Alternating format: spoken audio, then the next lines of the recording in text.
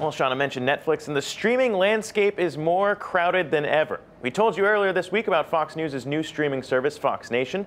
Now, YouTube and WarnerMedia, the division of AT&T that includes HBO, Turner, and Warner Brothers, are upping their own strategies. YouTube will be moving all of its YouTube originals out from behind the paywall starting next year, making the content accessible to the platform's nearly 2 billion users worldwide. The new strategy will combine ad-supported and subscription VOD programming initiatives.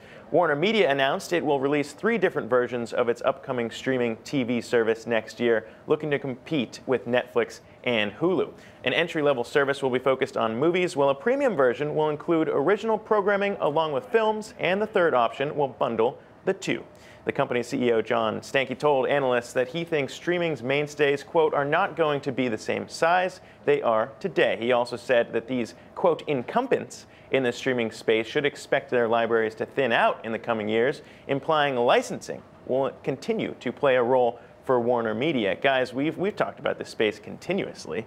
We've talked about the battle. We've talked about Disney pulling their Netflix content coming up in 2019. What do we think about this move? Well, WarnerMedia CEO with the zinger there, throwing shade on Netflix. Yeah, it's true, but Netflix has been preparing for this. They've been paying these top content creators hundreds of millions of dollars in contracts to create content for them, knowing that Disney and other networks are going to take out their content. So they've been ready for this. David Letterman. So bring it. Netflix could say, bring it. Right. WarnerMedia. Well, look, Netflix is the current top dog, but heavy lies the crown, right? It is interesting. No one out there in the industry doesn't say, at least, that they have something they're working on in the streaming realm. And that's funny because even though it's not a zero-sum game, how many different services can everyone subscribe to? There's got to be a limit. You know, I'm not saying like only Netflix can win here, but eventually, one day you wake up and you realize I'm paying for Amazon Prime, I'm paying for Hulu Plus, I'm paying for HBO Go, I'm paying for Show Go, I'm paying for Netflix, I'm paying for Sony PlayStation Vue,